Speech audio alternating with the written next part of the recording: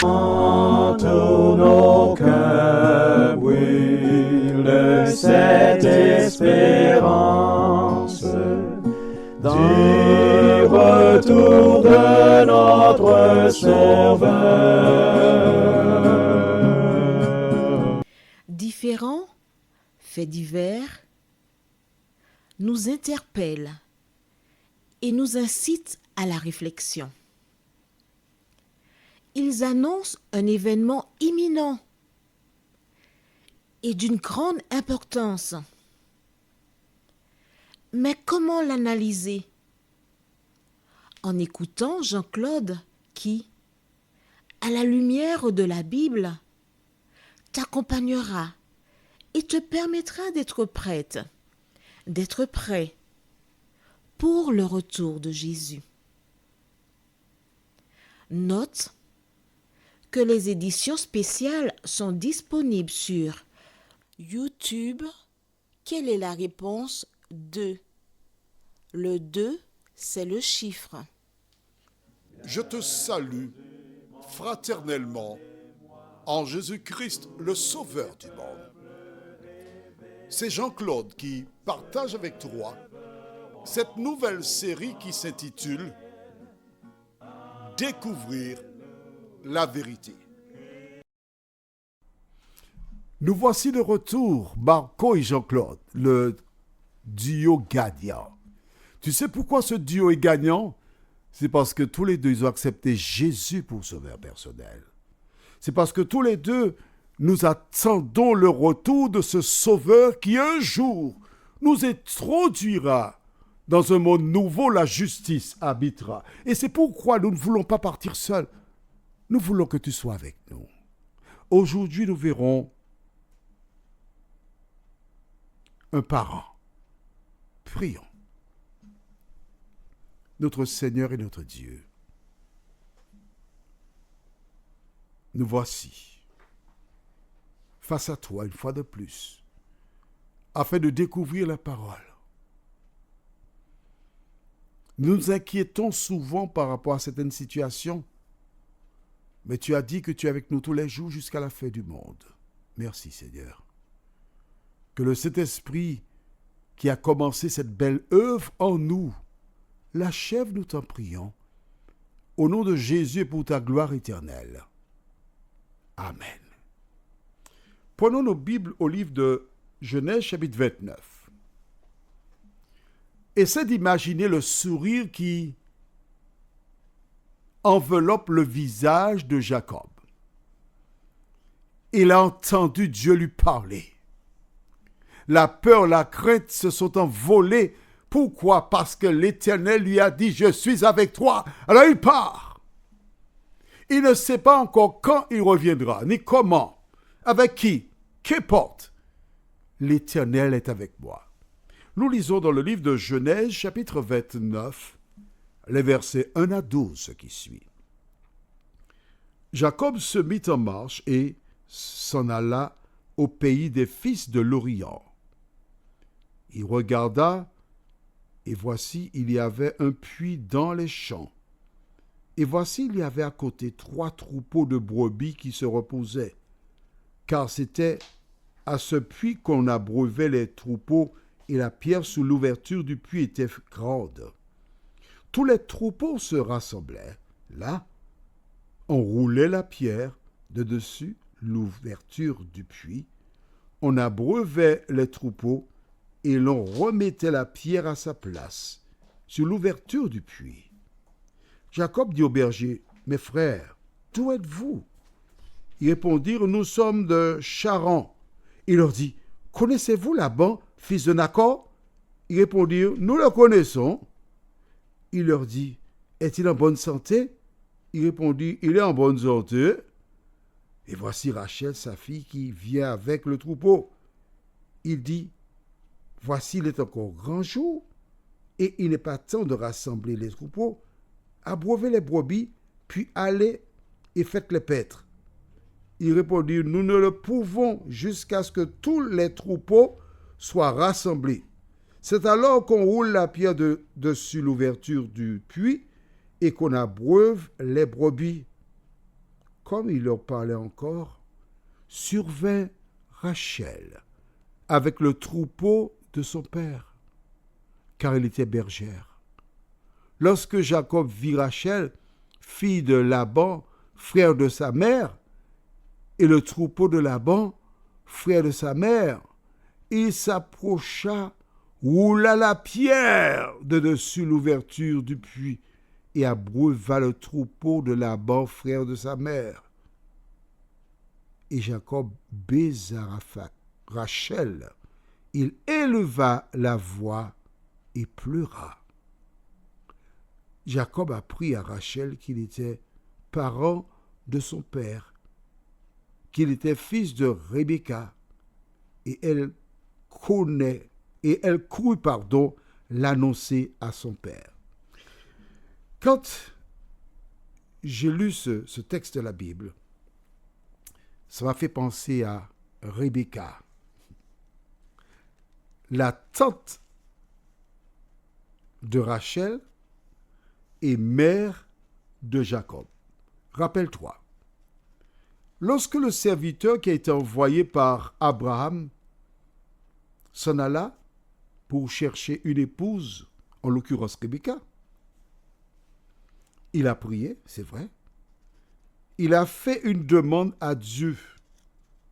Et dans sa prière, il disait, Seigneur, permets que la femme à qui je demanderai à boire me vienne en aide et qu'elle aussi va abreuver les chameaux. Et exactement ce qu'il demanda à Dieu s'est réalisé.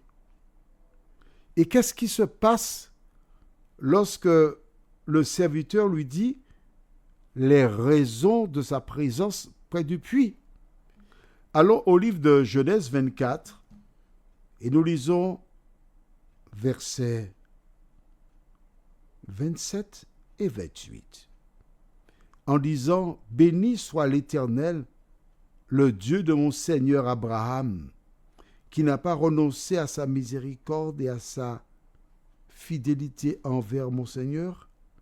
Moi-même, l'Éternel m'a conduit à la maison des frères de mon Seigneur. » La jeune fille courut raconter ces choses à la maison de sa mère. Donc Rebecca, la maman de Jacob, dès que le serviteur lui a parlé, elle a couru. Retournons maintenant dans le livre de Genèse, chapitre 28. Pardon, Genèse 29. La fin du verset 12, on va lire verset 12 tout simplement. Jacob apprit à Rachel qu'il était parent de son père, qu'il était fils de Rebecca, et elle courut l'annoncer à son père. Pour Isaac, le vieux serviteur d'Abraham a choisi une bergère, Rebecca. Elle épousa Isaac.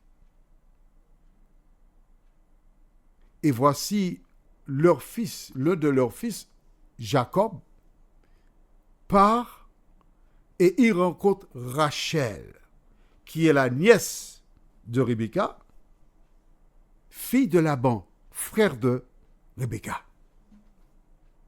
Elle aussi, elle est une bergère. Donc tu vois que dans le choix d'une épouse, c'est une aide. Les deux femmes sont pratiquement, on ne va pas dire jumelles quand même parce qu'il y a la différence d'âge, mais elles ont la même activité, elles sont en activité, elles ne sont pas là pour faire les ongles des mains, des pieds, aller. Je ne dis pas qu'il ne faille pas le faire, hein, d'accord, je ne sais pas ce que je dis, hein, ok? Il faut le faire. Mais la priorité, c'est l'activité professionnelle. Et voici donc Rachel qui court annoncer. Penses-tu que ce soit par hasard que Jacob soit arrivé à ce puits-là? Il y avait d'autres puits dans la région. Pourquoi n'a-t-il pas été vers un autre puits et rencontré d'autres personnes? Tout simplement, la réponse se trouve dans Jérémie 29, verset 11, car je connais les projets que j'ai formé sur vous, dit l'Éternel. Projet de paix et non de malheur, afin de vous donner un avenir et de l'espérance. Toi qui m'écoutes, je dis m'écoute parce que Marco et moi, on est en symbiose sur ce projet. Es-tu consciente ou conscient que Jacob part vers l'inconnu? Mais dans l'inconnu se trouve l'Éternel des armées. Dans l'inconnu se trouve celui qui fait les plans, les projets et qui fait toutes choses bonnes pour ses enfants en son temps. Jacob n'a pas eu besoin de traîner ni à gauche ni à droite. Il est arrivé à destination et note avec moi que la première femme qu'il rencontre, c'est Rachel. La première. Que se passera-t-il entre Rachel et Jacob? Le temps nous le dira. Mais pour l'heure, je t'invite à aller dans le livre de Romains chapitre 8. Romains chapitre 8. Et nous lirons le verset 28. Un verset que j'aime énormément. Très beau. Touchant. Romains 8, verset 28 déclare: nous savons, du reste, que toute chose concourt au bien de ceux qui aiment Dieu, de ceux qui sont appelés selon son dessein. Donc Dieu a un dessein. Un dessein ou encore un projet. Et cela rejoint donc Jérémie 29, 11 qui déclare: car je connais les projets que j'ai formés sur toi. Projet de paix et non de malheur, afin de vous donner un avenir et de l'espérance. Mon ami, ne sois pas découragé. Ne perds pas la foi. Dieu a un projet pour toi. Tu vois comment Jacob est arrivé vers Rachel? Dieu a tout préparé d'avance. Et n'oublie pas une chose fondamentale: personne ne t'aime et ne t'aimera jamais plus que l'Éternel des armées. Prions. Notre Seigneur et notre Dieu, merci pour la parole. Merci pour ta présence. Merci pour Jésus, qui malgré notre indignité, malgré nos défauts, nous aime. Et ce qu'il demande, ce n'est pas la mort de l'homme, non. Ce qu'il a toujours voulu, c'est que l'homme change de conduite et qu'il vive. Seigneur, merci pour la parole. Merci pour ton amour. Merci pour la grâce. Merci pour ton salut que tu donnes à toutes celles et ceux qui s'approchent de toi, au nom de Jésus et pour ta gloire éternelle. Amen. Que l'Éternel continue de te bénir et qu'il te garde.